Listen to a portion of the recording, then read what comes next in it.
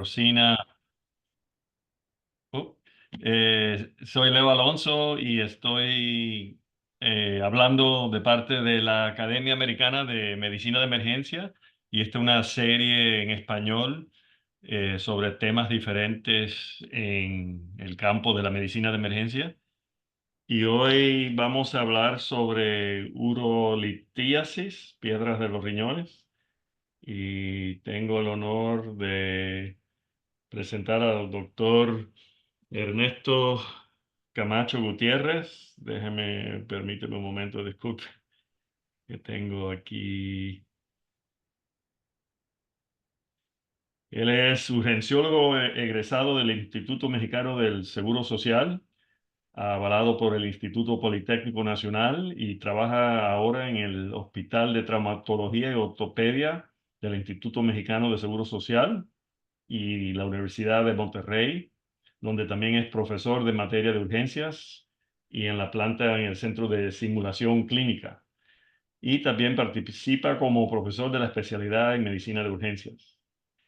Entonces, recomiendo a los que están escuchando, los residentes, que al final vamos a tener preguntas. Y doctor, estamos honrados en tenerlo presente, y tiene el micrófono y empiece su charla. Muchísimas gracias. Entonces voy a compartir rápidamente pantalla, si me dan un segundo.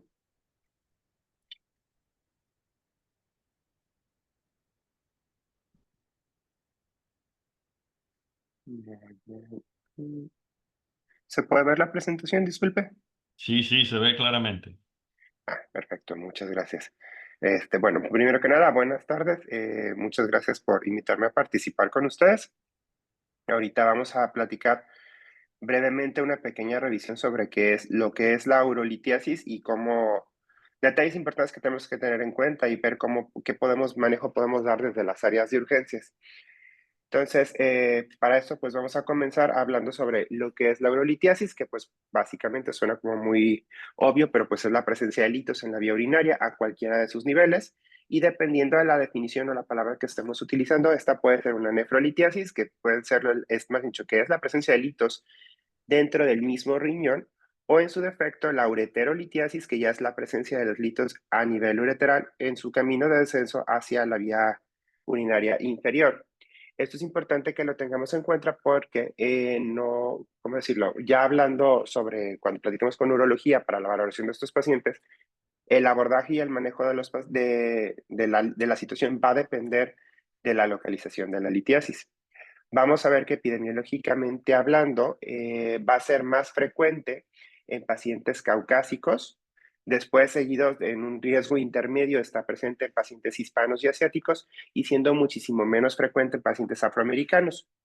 Esto también va a tener como factores de riesgo para que esto pueda ocurrir la localización en la cual vive el paciente. Los pacientes que viven en zonas tropicales o zonas desérticas, zonas muy calurosas o pacientes inclusive que tengan muy pobre ingesta de agua, van a verse mayormente predispuestos a presentar urolitiasis.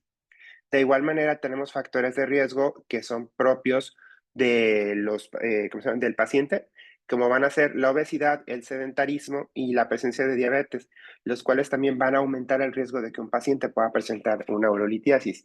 Y pues por último, hay que recordar que se ha modificado un poco la relación en la cual se presentaba este tipo de patología. Originalmente veíamos que había una relación de 1 a 2 con respecto a mujeres a hombres.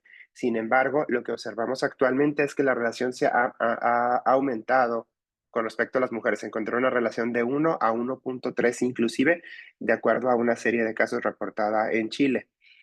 Por otra parte, pues vemos que la edad pico en la cual se presenta va a ser entre los 20 y los 50 años, teniendo mayor énfasis en la tercera y en la quinta década de la vida. Vamos a ver que los litos pueden clasificarse de diferentes maneras, pero una de las formas más sencillas de clasificarlos va a ser dependiendo del origen de la litiasis como tal, o de la piedra que se está generando. Vamos a ver que tenemos litos que van a ser no infecciosos o que no van a estar asociados a infecciones principalmente, y siendo el principal representante el lito de oxalato de calcio, el cual va a corresponder hasta un 80% de los casos que se van a presentar. Tenemos también litos de fosfato de calcio y de ácido úrico, que representa habitualmente un 5% de la totalidad de los casos. Vamos a tener litos también donde los procesos infecciosos van a ser factores predisponentes para ello. Y aquí tenemos los litos de fosfato de magnesio, de estruvita, que también son sumamente importantes, de carbonato de apatita y de urato de amonio. En cuanto a las causas genéticas, vamos a ver que por mismos errores del metabolismo del paciente tenemos litos de cistina, de jantina y de 2,8-dihidroxiadenina. Y por último, también hay que considerar que el uso de fármacos puede condicionar la presencia de urolitiasis. Entonces, fármacos como acetazolamida o topiramato, que son, al menos el topiramato acá en México, es un medicamento que se utiliza frecuentemente, e inclusive los retrovirales como el indinavir, pueden favorecer y condicionar litos que inclusive la composición como tal sea del medicamento. Y entonces platicábamos de que existen factores de riesgo que van a estar presentes en el paciente. Los factores de riesgo no modificables van a ser los antecedentes familiares, las alteraciones anatómicas propias que tenga el paciente. Por ejemplo, un doble sistema colector o demás situaciones van a predisponer a que el paciente pueda tener litiasis de forma temprana. Vamos a ver también que el antecedente de bypass gástrico, que esto es una situación sumamente importante ahora que tenemos la cirugía bariátrica como una especie de tratamiento para la diabetes, y sí, pues un tratamiento curativo para la diabetes y para la obesidad, pues entonces va a tomar bastante relevancia. Vamos a ver que también pacientes diabéticos hipertensos con síndrome metabólico o con patologías metabólicas como el hiperparatiroidismo, en la cual va a haber una mayor presencia de calcio a nivel sérico. Dentro de los factores modificables tenemos la presencia de la pobre ingesta de líquidos, la dieta baja en calcio, una dieta alta en proteínas animales y en sodio, el vivir en un sitio con un clima cálido y lo que ya hemos comentado previamente sobre obesidad y de sedentarismo. Y en cuanto al uso de medicamentos, tenemos tres posibles situaciones. Las que van a promover la presencia de litos medicamentosos, que van a ser el indinavir y el aciclovir como tal, los que van a promover la aparición de litos de calcio, que estos van a ser principalmente los diuréticos de asa, la acetazolamida, la teofilina y los esteroides. Y los que promueven, perdón, la aparición de litos de ácido úrico. Estos van a ser sobre todo los diuréticos diacídicos, los salicilatos y el alopurinol, que si se fijan realmente son fármacos que sí se encuentran utilizados, o al menos en nosotros en México, sí es una situación, son medicamentos que se utilizan frecuentemente. En cuanto al cuadro clínico, yo creo que no hay como mucho que ahondar. De hecho, vamos a darnos cuenta que el dolor típico va a ocurrir en la fosa renal del sitio afectado, que va a tener una irradiación que habitualmente va a ir hacia el flanco y después hacia la región genital ipsilateral. Vamos a ver que estos pacientes pueden acompañarse por la misma presencia del dolor con náusea o con vómito de forma muy importante y en algunas ocasiones van a estar presentando fiebre, sobre todo cuando se trata de una litiasis que ya se sobreinfectó, o bien la presencia de hematuria, la cual se puede presentar hasta en un cuarto por ciento una cuarta parte de los pacientes que vamos a estar viendo. Es importante estar claros que la exploración física aquí, más que darnos el diagnóstico como tal, nos ayuda a descartar otras patologías, porque la exploración física lo que vamos a encontrar pues va a ser básicamente un signo de Giordano positivo o la presencia de puntos ureterales dolorosos, dependiendo de la localización del hito. Ahora, algo muy importante es estar claros de lo que ocurre cuando por qué hay dolor en estos pacientes. Finalmente, lo que estamos observando es que en estos pacientes va a haber una obstrucción renal de forma aguda por la presencia de la litiasis. Esto va a condicionar un aumento de la presión intraluminal en el uretero y por lo tanto, de forma retrógrada, también va a haber un aumento de la presión de la pelvis renal. Y esto va a tener tres consecuencias importantes o tres alteraciones importantes. La primera, que es la que podemos observar en la parte izquierda de la pantalla, es que va a haber primero un aumento del peristaltismo del uretero, intentando expulsar el hito. Esto va a condicionar espasmos, va a condicionar la contracción isotónica prolongada, y esto generalmente va a condicionar una cascada inflamatoria que de prolongarse y de tenerse de forma sostenida va a condicionar isquemia. Y esto es lo que nos condiciona dolor tipo cólico, que es el dolor típico característico del paciente. Recordemos que los pacientes con un cólico renoureteral lo que presentan es un dolor que habitualmente lo van a referir como punzante, agudo, intenso, de duración intermitente y que después va a disminuir en intensidad, no cede por completo hasta presentarse un nuevo episodio de dolor. Ahora, vamos a ver que los receptores nociceptivos se van a ver estimulados justamente por toda esta cascada inflamatoria y la isquemia y van a condicionar impulsos aferentes, los cuales van a viajar a través de la médula a nivel de T1, de T11, perdón, hasta L1. Y esto nos va a explicar que el paciente además refiera dolor visceral y que pueda asociarse a náusea y a vómito. Y por último, tenemos del lado derecho de la pantalla donde hablamos sobre la distensión de la cápsula renal que va a haber. Esto va a empezar a condicionar daño dependiente del tiempo.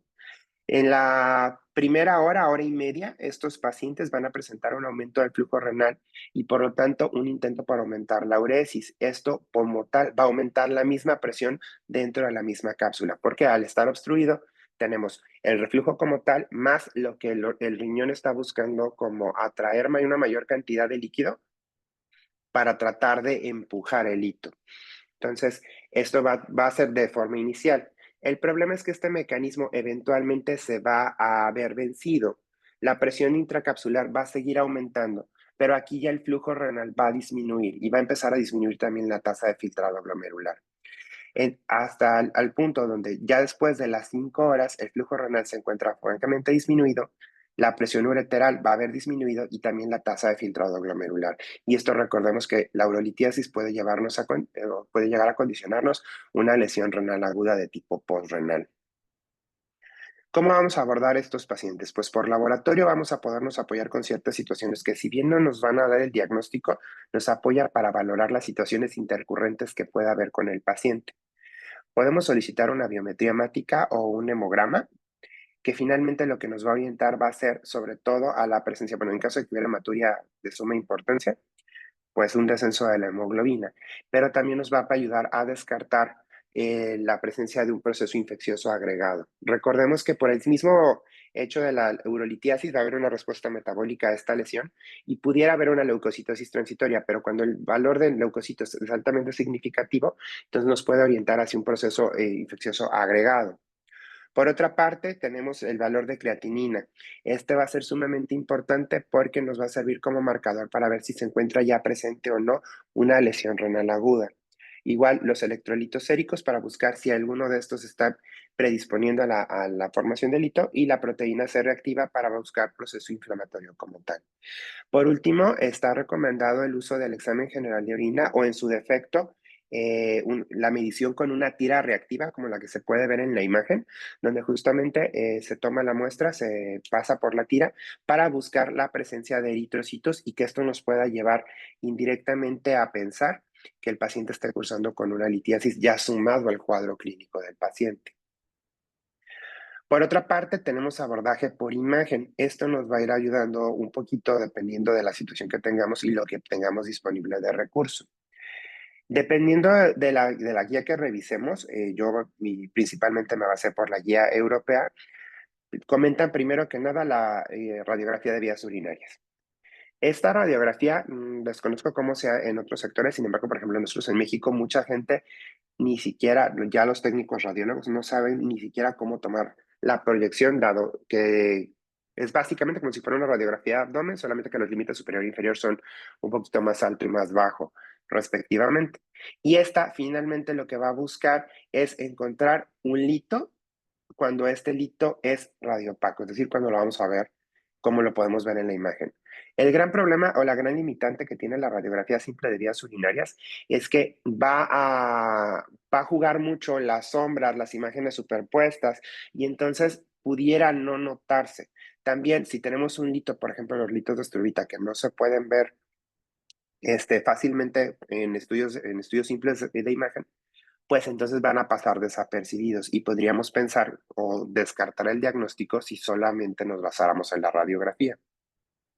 Su sensibilidad y su especificidad realmente son bajas, tiene una sensibilidad que dependiendo de la serie que revisemos va desde el 44 hasta el 77% y una especificidad que puede ir desde el 80 hasta el 87%, perdón. Y como complemento podríamos considerar el pielograma intravenoso. Este consiste en la administración de un medio de contraste, perdón, intravenoso para después estar tomando una serie de radiografías conforme se va depurando y eliminando el, el medio de contraste. Esto con la intención de observar si hay algún defecto de llenado en el uretero. El detalle, pues finalmente uno es la exposición al medio de contraste en un paciente que pudiera ya inclusive tener una lesión renal y también que el porcentaje de detección es variable, también depende mucho del tipo de lito del que estemos hablando. Y finalmente, si es un lito que es radiolúcido, pues no va a, como si solo veremos el defecto de llenado. Por otra parte, tenemos el ultrasonido de vías urinarias, que este va a valorar de forma importante pues ambos riñones, la unión donde nace el uretero y, de ser posible, la unión uretero-vesical y la vejiga como tal. Vamos a ver que dependiendo de la guía que revisemos, muchas veces lo recomiendan como el primer estudio de abordaje y este va a ser el estudio de elección tanto en pacientes embarazadas como en pacientes pediátricos con la intención de someterlos a una menor cantidad de radiación. El gran detalle con la infección, perdón, con el ultrasonido de vías urinarias es que para la detección de litos, va a depender, un número uno, pues es operador dependiente, y por una parte. Y por otra parte, vamos a ver que solamente vamos a observar en la mayor parte de los casos datos indirectos, es decir, una sombra acústica, es decir, vamos a ver que haya hidronefrosis y que vaya a estar como una especie de reflujo de la orina justamente por la obstrucción que presenta el paciente.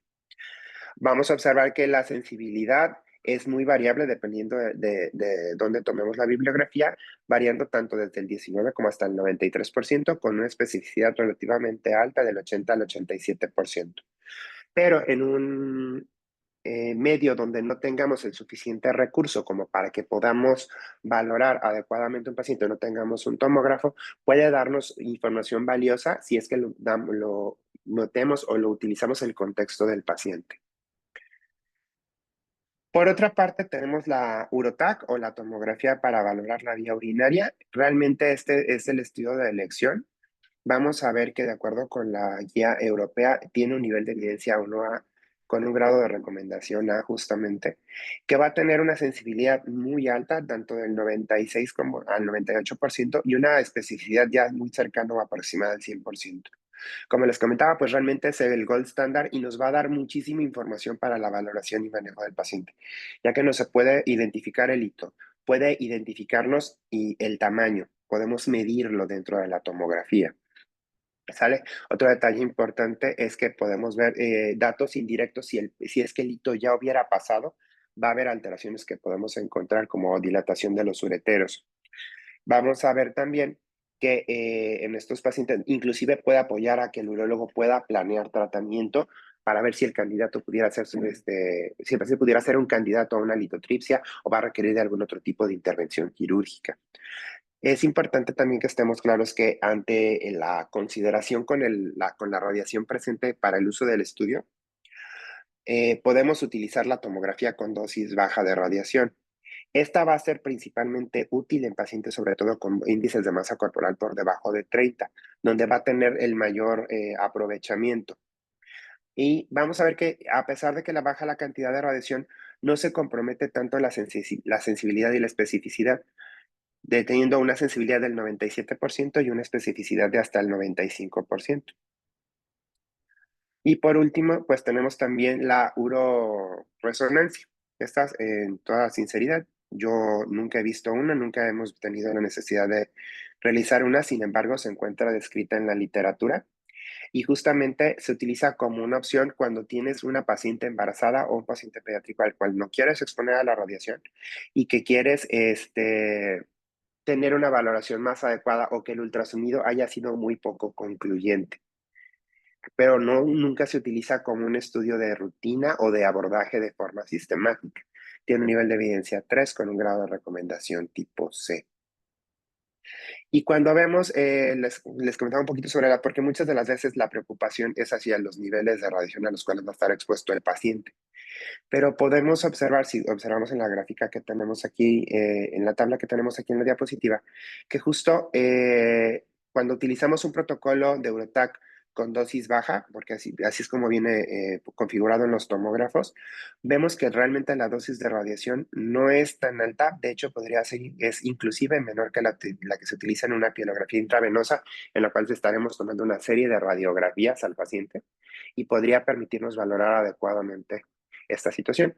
Ahora, otro detalle muy importante es que la tomografía, por el hecho de ser contrastada, pues aumenta la cantidad de radiación a la cual está expuesta el paciente.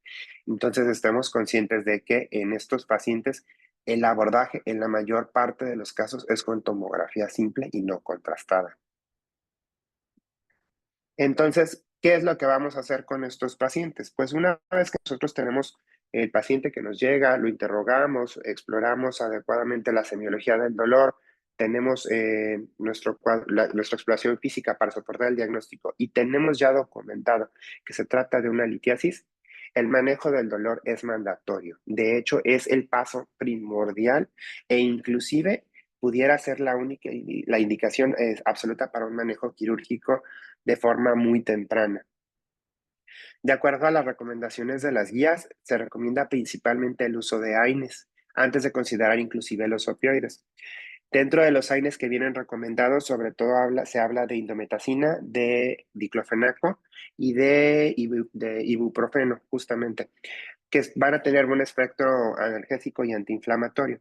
Y también hacen, de hecho, mucho comentario el tratar de evitar el uso de ketorolaco, que finalmente presenta más complicaciones a largo plazo y recordemos que esto de medicamento por sí mismo pudiera haber inclusive afectada la función renal cuando ya tenemos una lesión renal presente. En caso de que el dolor no remita con el uso de AINES, pues vamos a tener que agregar una segunda opción de medicamento y es donde entran los opioides, recomendando sobre todo el tramadol y la hidroxicodona. Y también bien importante estar claros que podemos apoyarnos de una terapia de apoyo que es el uso de bloqueadores alfa. Esto sobre todo nos va a ayudar a disminuir la cantidad de analgésico que requiere el paciente porque va a ayudar a dilatar la vía urinaria y va a ayudarnos también en pacientes que tengan cólico renal recurrente. Otra modalidad de analgesia que es muy importante, que está empezando a cobrar importancia, al menos con nosotros en México, ya hay gente que está empezando a estudiarlo y a aplicarlo de forma rutinaria, es justo el bloqueo guiado por ultrasonido. Y lo que hacen es justo hacer un bloqueo del erector espinal a nivel de T8. Esto, ¿qué es lo que va a estar buscando de forma intencionada? Pues justo tomar en cuenta las raíces nerviosas que habíamos tomado en cuenta para el impulso aferente. Esta pudiera ser una manera en la que el paciente también va a tener una disminución del dolor de forma importante y tenga también la posibilidad de requerir inclusive una menor cantidad de analgésico. Ahora, como terapia para expulsión están recomendados diferentes medicamentos, pero los que más resaltan en la revisión que pude realizar es el uso de la tamsulosina y el uso del nifedipino.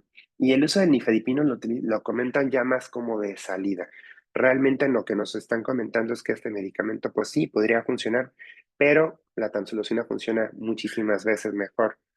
Este, como ya hemos visto, pues es un bloqueador alfa y se utiliza por vía oral cada 24 horas. Vamos a ver que idealmente tenemos que indicarlo desde que el paciente se encuentra al servicio de urgencias, después de que empleemos el manejo con analgésicos, y que va a mejorar la tasa de expulsión de los litos. De hecho, se encuentra descrita esta relación que les marco en la tabla que está aquí a la derecha, donde dependiendo del tamaño del hito, es la probabilidad de que pueda pasar sin mayor inconveniente, encontrando que hitos menores a 6 milímetros van a tener un paso, y si es facilitado por un bloqueador alfa, con muchísima mayor posibilidad va a poder eliminar el hito sin requerir un procedimiento quirúrgico como tal. Otras terapias que están importantemente mencionadas, pues es el uso de antibióticos.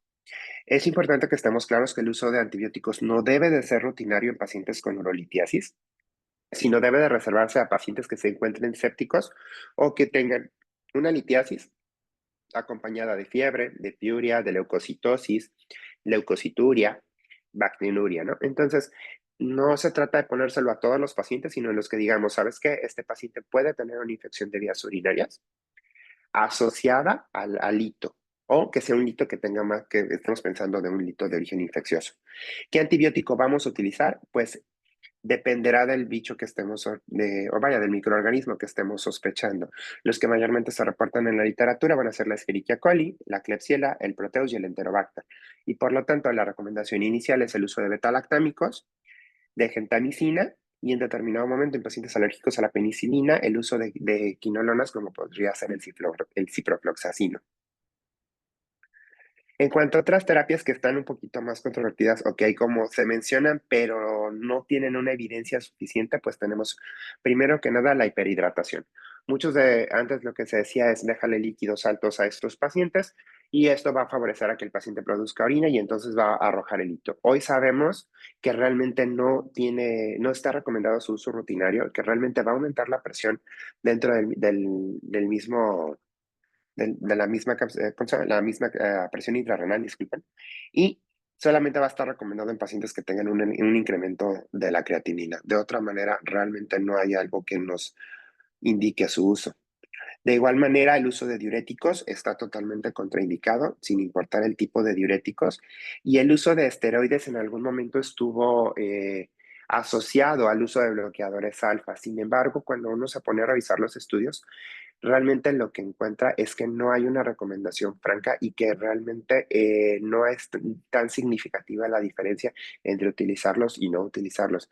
Con el riesgo ¿cómo se llama? De utilizarlos en pacientes sobre todo que tienen factores de riesgo o algún tipo de inmunosupresión. Y pues por último encontré, esto yo no lo había hasta ahora esta revisión que hice, el uso de desmopresina intranasal.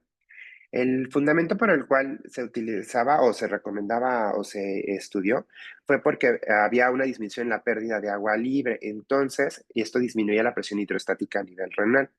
Sin embargo, pues se ha visto que tiene altos efectos colaterales y que entonces ahorita no hay evidencia suficiente como para poder recomendar su uso. Ahora, es bien importante que estemos claros que estos pacientes van a requerir valoración por urología. Sin embargo, los que van a requerir de valoración de forma urgente van a ser aquellos que tienen un dolor o la presencia de vómito incoercible que no mejora a pesar del tratamiento farmacológico que hemos utilizado, pacientes que presentan urosepsis o bien pacientes que tienen un lito que no desciende, que digamos, lo vimos, es un lito pequeño, le damos tratamiento, mejoró sintomáticamente, va después a revaloración o porque presenta algún dato de alarma y entonces al tomar en un estudio de control vemos que el hito no desciende, pues este hito sí.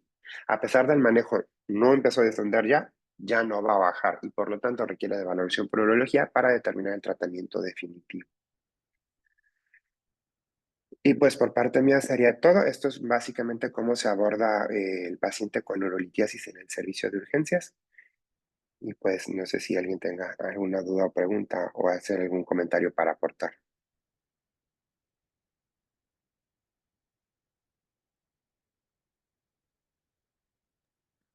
Hola, buenas noches, doctor.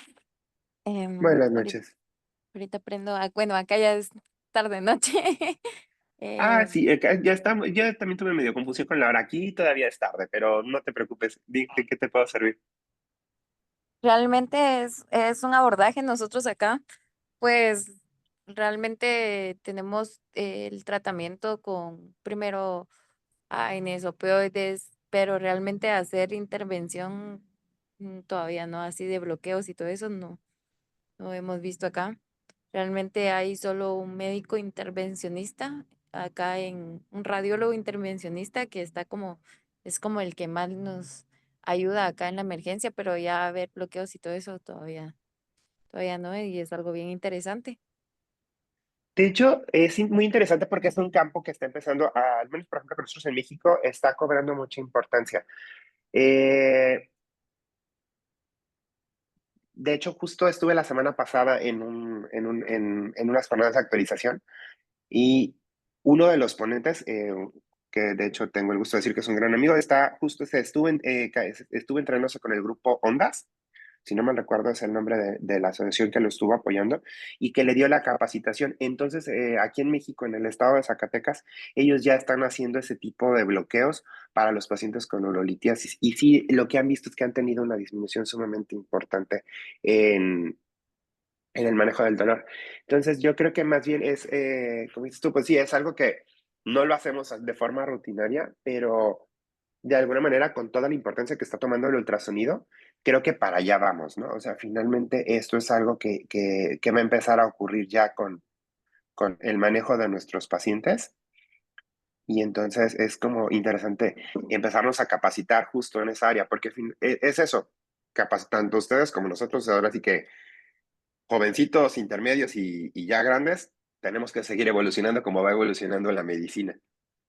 Sí, realmente nosotros acá la que más nos ha enseñado bloqueos es la doctora Fraga, que ella es médica eh, de ultrasonido, también que nos apoya acá en Guatemala. Ella viaja 2 veces al año a capacitarnos y de hecho el año pasado, a finales, empezamos con bloqueitos en manos, bloqueitos pequeños, simples, pero realmente poco a poco avanzando en eso, los bloqueos ya nos hablaba de regionales y los femorales. Realmente nosotros no tenemos como las agujas especiales, ella nos enseñó con dos, nosotros las hacemos acá con las de punción lumbar, que son las delgaditas que nos permiten a nosotros llegar y cabal viene ella nos capacita normalmente la primera mitad a los estudiantes de FAST y todo ultrasonido así como básico, y Ujú. a los R3 ahorita ya les viene a enseñar más bloqueos y todas así cosas un poquito más finas, ¿verdad? Así conforme van avanzando ellos, también avanzan un poquito, pero sí me pareció muy interesante esto, parte de la práctica. Aquí no somos tantos emergenciólogos, entonces la mayoría lo trata cirugía y ellos a veces dejan tanto tiempo al paciente con dolor, la verdad. Que Ay, Dios sí. vea eso y de verdad, gracias a Dios existimos los emergenciólogos porque a veces sí somos los que más mira esta parte tan humana del dolor. A veces ellos pues sí cometen eso de que no los alivian bien y creo que es algo que todos tenemos que ir avanzando en esto y cada vez aliviar más al paciente. Y que además, finalmente el manejo del dolor es un derecho fundamental para cualquier paciente por la patología que fuere. Entonces, ahora sí que podríamos decir que un analgésico no se le niega a nadie o ayudar o alguna manera de aliviar el dolor. Quiero comentar sobre el dolor renal. Dicen que es uno de los peores dolores. Fíjese, yo he tenido muchas mujeres embarazadas, dicen que es peor que el parto. Y sí, los estudios han confirmado que la combinación de un AINES, un AINES y un Ujú. opacio da máximo alivio, ¿no? Pero me alegro que el doctor comentó sobre la función renal, que hay que tener cuidado con algunos de los AINES, ¿verdad? En estos casos, sobre todo, por ejemplo, si tiene un paciente con, ¿cómo se llama? Anemia falciforme, ¿no? Ellos casi siempre tienen una función renal disminuida. Pues sí, es algo que los cirujanos tienen fama en dejar a la gente de sufrir, en mi opinión. Se tardan mucho en el manejo del dolor. Es que finalmente yo creo que eso pasa mucho porque nosotros somos los que estamos en contacto directo con el paciente todo el tiempo. O sea, mientras están con nosotros en las salas de urgencia, pues finalmente los estamos acompañando, los vemos, les damos todo el seguimiento y todo lo que requieren. Entonces, ellos que habitualmente van, los ven un ratito y ya después ¿cómo se llama? Después de verlos el rato de su valoración y todo, pues te terminan encarrilando a todo el trabajo que ellos tienen. Digo, sumamente importante, no le quitamos el valor o la importancia que tiene, ¿cómo se llama? El trabajo del cirujano, pero justo es eso, o sea, es muchas de las, o sea, entendemos, aunque podamos entender esa parte, pues justo tenemos que cuidar al paciente y tenemos que acompañarlo y por eso es que nos percatamos de ese tipo de situaciones. Y la otra cosa es que creo yo que algo muy importante es que el urgenciólogo o el emergenciólogo valora al paciente de forma global. A diferencia de las demás especialidades, nosotros no vemos un órgano nada más, vemos al paciente como un todo. Entonces, vemos, nos interesa desde si le duele o no le duele, nos interesa la esfera psicológica, nos interesa la función renal, nos interesan un montón de cosas o una serie de cosas que otras especialidades pues muchas veces pasan de largo por estar tan enfocados en su área de especialidad. Correcto. Quería, Algo, quería perdón, comentar algo. algo que dijo, me alegro porque yo he visto el manejo en esto cambiar a través de los años, que antes el concepto era de dar mucha salina, mucho fluido, pensando que iba no lavar o empujar el lito, y ya sabemos que al contrario empeora el dolor y no mejora la expulsión. Me alegro que comentó eso y quiero darle énfasis a ese punto a los residentes que no piensen, y porque todavía hay muchos médicos, sobre todo del campo antiguo, digo yo, de que no cambian la mentalidad y no están al tanto de la evidencia, que insisten, ahora sí, en dar fluidos, pero si tiene un paciente que está deshidratado o vomitado mucho, tal vez sí va a necesitar, ¿no? Pero no lo den como algo rutinario. Y me alegro que comentó sobre eso. Muchas gracias. Y es que sí, justo las indicaciones que tenemos que manejar con los pacientes ya no pueden, ya tenemos que pasar de la etapa donde es una receta de cocina donde básicamente copias todo Mm. igual, sino individualizar al requerimiento que tiene cada paciente. Y entonces, justo, y de hecho en múltiples patologías, no solo con la urolitiasis, ahorita la tendencia actual es en que el exceso de líquidos no aporta, al contrario, eventualmente causa detrimento al paciente. Y una patología a lo mejor que uno diría, bueno, pues es que, ¿qué tiene de complejo? Pues es que tiene una piedra y ya, pues sí, pero aún en esa patología donde no se, pareciera no ser tan complejo, el exceso de líquido también afecta.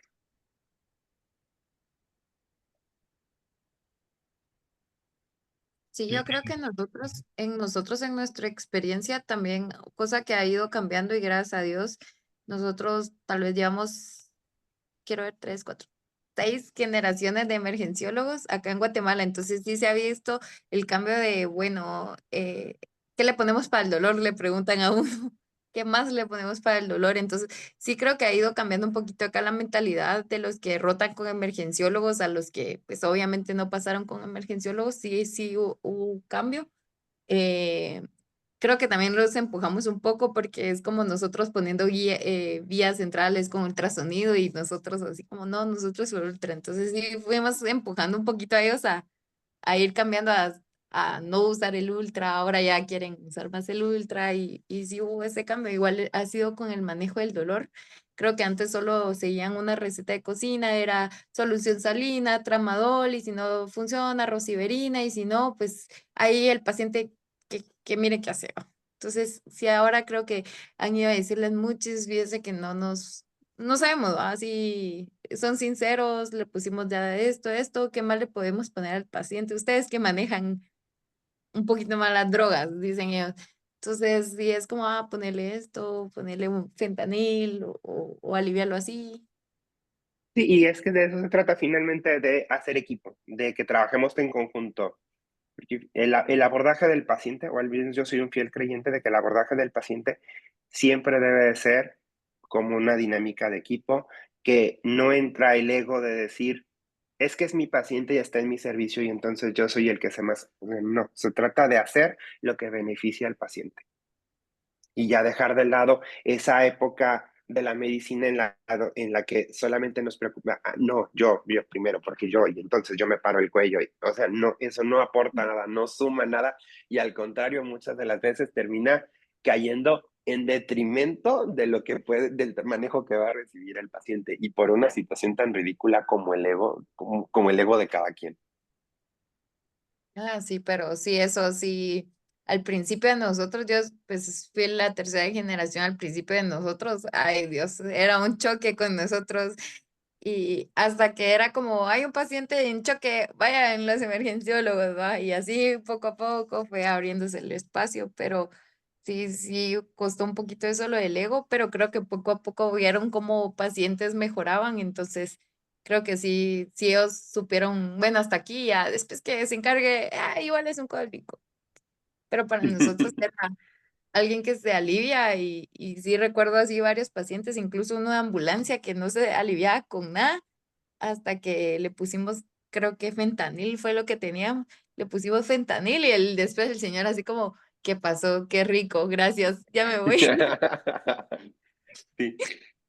Y ahora, y nomás, aprovechando que estás tocando lo del fentanilo, solamente ojo, de hecho creo que el énfasis de las guías va justamente en, ¿cómo decirlo? evitar o dejar los opioides como en una segunda instancia, dado el problema de dependencia de opioides tan importante que estamos teniendo hoy en día. Entonces, también por eso el utilizarlos con criterio y decir, este paciente sí, este paciente no, seleccionarlos e ir sobre todo titulando las dosis, porque también luego una situación que al menos se observa mucho acá en nuestro medio es que todo mundo, sin importar peso, tamaño, talla, lo que fuere, la misma dosis de caballo de tramadol, de fentanilo, del que tú quieras. Y entonces, a la larga, el uso prolongado, pues tampoco nos ayuda mucho. Sí, yo creo que acá hay acá normalmente se inicia con rosiverina, después si no alivia con rosiverina, le ponen dosis casi hasta tóxicas de rosiverina, y si no mejora, después ya le pasan a tramadol y le tienen como mucho miedo porque han visto que se desmayan pacientes, entonces casi no le quieren poner, y fentanilo, le digo yo, de emergencia casi. Somos los únicos casi que lo ponemos. Entonces sí hay como un... Ah, bueno, No, es como ese acá sí, control. ajá, acá sí ellos, los virus sí no, así ellos sí no ponen. Eso ni sabemos cómo usarlo, eso solo ustedes saben y así, ahí miren ustedes qué hacen. Entonces sí hay como Ah, un bueno, cuidado. entonces el problema está medio abordado y resuelto para ustedes, al menos de momento. Sí, gracias a Dios, creo que por ese mismo miedo que hay pacientes que se han desmayado con el tramadol y uno dice, así, se desmayó por tramadol y tranqui, para ellos es como, se me chocó un paciente, ¿qué hago? Entonces, lo peor, entonces ellos sí, acá en Guatemala sí está eso como solo rosiverina, a lo más tramadol, y si no, pues que Dios lo ayude. Y ahí entramos nosotros y ahí sí, ay, póngale ahí una su dosis de fentanilo y tranquis. Entonces sí creo Pues que ha sí, sido va. algo muy bueno para nosotros. En ese sentido, creo que sí no tenemos mucha dependencia, pero por eso que sí están bien bloqueados los opioides. Ah, perfecto. No, Una pues ahora sí cosa, que mejor. una cosa más que quiero mencionar es que no tocó, pero he tenido casos, un paciente que tiene un solo riñón. Si un paciente viene con un solo riñón, puede tener función renal normal, pero con una piedra es muy arriesgado. Estos pacientes hay que tener mucho cautelo y no digo que hay que ingresarlos todos, pero tiene que asegurarte que el lito no es muy grande y que no se va a no trabar y afectar la función renal, ¿verdad? No, y de hecho tiene toda la razón, doctor. No lo mencioné, pero es una de las indicaciones para valoración urgente por urología, porque finalmente un paciente monorreno, tenemos ese riñón único que tiene, tenemos que cuidarlo Mm, lo más que se pueda, porque vale oro. sí, sí. ¿Tienen alguna pregunta más para el doctor? ¿Ya se sienten cómodos manejando una urolitiasis? Van a haber muchos casos de esto. Bueno, doctor, gracias. Fue una charla muy bien organizada y muy educativa y esperamos tenerlo en el futuro si le agrada abarcar otro tema.